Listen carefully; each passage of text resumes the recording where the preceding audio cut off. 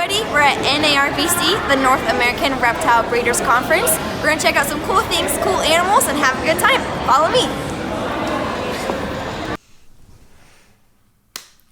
Alright guys, here's the dealio. I went to NARBC, which was a super cool expo, and we'll get into all the cool footage that I was able to get there. But I had this really cool idea of talking to all the breeders while I was going through all the booths and aisles and everything to get some cool feedback from them. Things like advice from breeders, what to look for when buying an animal, advice for first-time keepers, things like that. I was like, oh my gosh, this is gonna be great. I'm gonna interview all these breeders, because the last thing I wanted was just like music on top of footage of animals, because I feel like that's what everyone does in expo videos. And this is what happened. I went to all these breeders and I was like, hey, like, I'm trying to do a YouTube channel, like a video about expos and things like that. Like, do you have any advice? Blah, blah, blah. Everyone was super camera shy. Some people got defensive, but the gist of it was literally no one that I asked wanted to be on camera for YouTube. I was like, but you'll be helping the animals and teaching the people. Nope, not good enough. So we gotta do plan B, which is basically me giving you guys advice on the do's and don'ts of going to a reptile expo. So that's what this video is going to be about. We'll still have cool animal footage, things like that, but sorry, couldn't get any of the breeders on camera. But anyways, let's get into my advice. So you may be wondering how much an expo costs, and it varies a little bit from expo to expo, but on average it's usually about $15, and with all the deals that you get, it's totally worth it.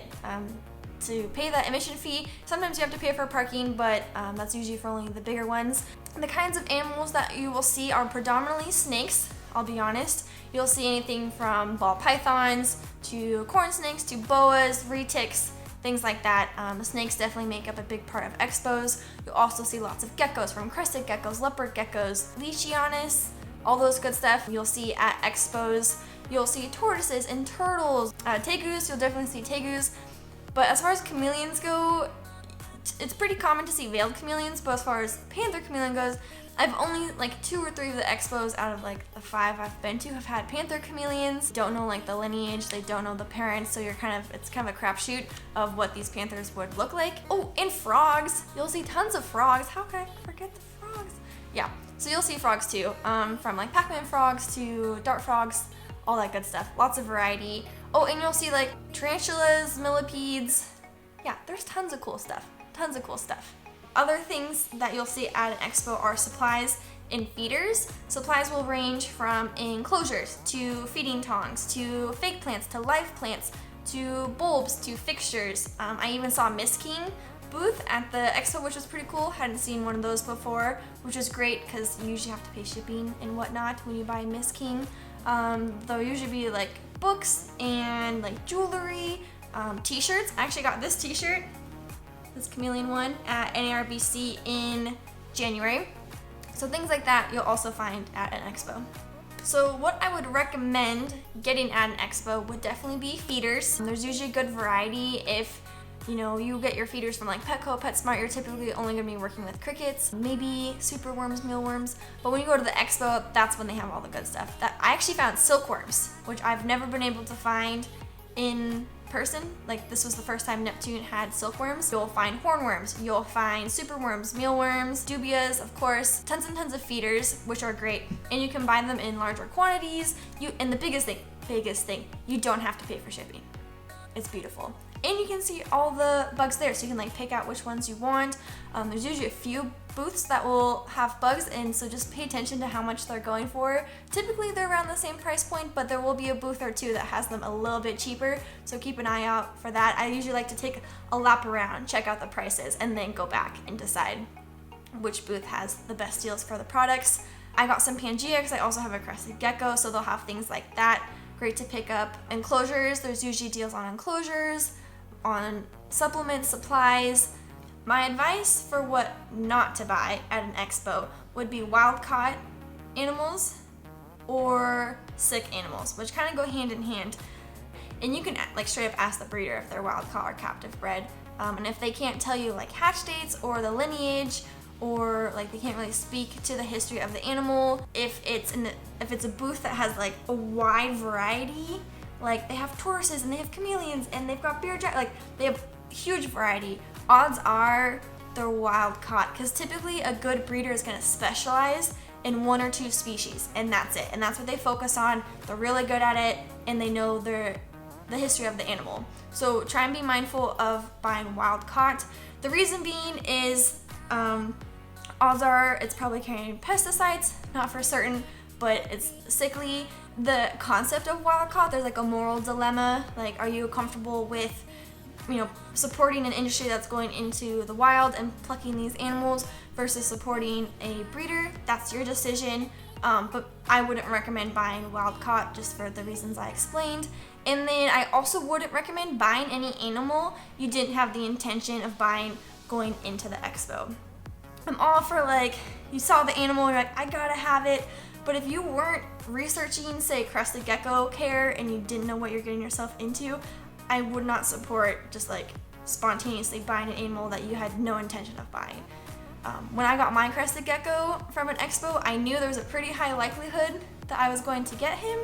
I had to find the right one, right? Like I wanted to be cool looking, things like that. And if I didn't find one that I like, I wasn't gonna get one, but if I did, I was gonna get it that day. So it was a little bit different, so I wouldn't recommend just like buying an animal you weren't planning on getting in the first place.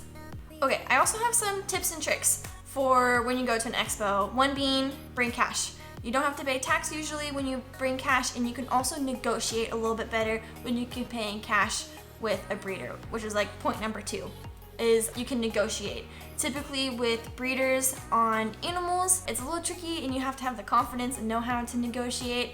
I'm usually one where if it's a fair price, I'll pay it, but I know of other people who are able to negotiate, so that's an option for you. The time that you go to the expo makes a difference, so go at the very beginning when the expo first opens if you want lots of choices, because as the expo goes on, things sell out. There's an enclosure that I really wanted. I did like a lap around and it was gone. So go at the very beginning if you want lots of choices. On the other hand, if you want the deals, go at the end, because people will be trying to get things off their hands, especially things like supplies in big enclosures, because they don't want to haul them back to wherever they are. So if you want the deals, they'll typically mark down the price on like day 2 or second half of day 2. So choices, go at the beginning, deals, go at the end. Next tip and trick would be to bring a list of what you want to buy. It can get a little intimidating with like the hustle and bustle. You're looking at lots of things, you're touching lots of things. So I would bring a list of the things that you know for sure you want to get, which brings me to my next point, which is to look at the list of vendors beforehand. Typically, Expo's websites will list all the vendors prior to the expo, so you can go through and see what everyone's selling, if there's certain breeders that you're interested in, or supply companies, things like that. But if you kind of have an idea of who's going to be there, then you can plan out what you're going to get. So that'd be my next piece of advice. Lastly, next point would be wear comfy shoes. I'm usually there for at least 2-3 hours. It's lots of walking, lots of standing, so don't make the rookie mistake of wearing uncomfortable shoes. And most importantly, please don't be the person who brings your pet to an expo. Don't do it. Oh, Neptune's light just turned off. Don't bring your pet to an expo. A couple reasons for this. 1, it's probably very stressful for your pet. 2, you have no idea what you're exposing your pet to. Like, there's wild caught animals and Jim Bob's, python over there, and you just don't know what's all out there. So don't bring your pet to expose them to it. And what's the point? Especially a chameleon. Like, do not bring a chameleon. But a lot of people will bring like their snakes and stuff. It's just stressful, unsanitary, bad idea. Don't do it. All right, so finishing up the reptile show, we got bugs, we got cork bark, we got some new supplements, Pangea, all that good stuff, and saw lots of cool animals. Yay! And I also wanted to discuss what I got from the expo. So I got a couple different feeders. I got black soldier fly larvae, which have since hatched into flies, which is pretty cool. Silkworms for the first time for Neptune. I got some super worms. I also got some wax worms. I got those for free from the Timberline booth, which is also why you want to go early. You can get some free bugs. I got some Pangea. I got a brand new enclosure for my crested gecko, which you can see back here, I did a custom build with Lissa's Lizards. She's gonna do a video all about her DIY background, so when that video goes live, I'll be sure to link it. So because of that, I also got some cork bark pieces to go into his enclosure. And, oh, some Reptile safe. Got some of that. And good memories. I also had good memories. So yeah, it was a good time. If you get the chance to go to an expo in your local area, I would totally recommend doing it. Just keep in mind some tips and tricks that I mentioned. And yeah, let me know if you've been to an expo. Leave your advice down below. Feel free to subscribe so you know when I post a new video. Give it a like if you enjoyed it, and I'll see you next time. Bye!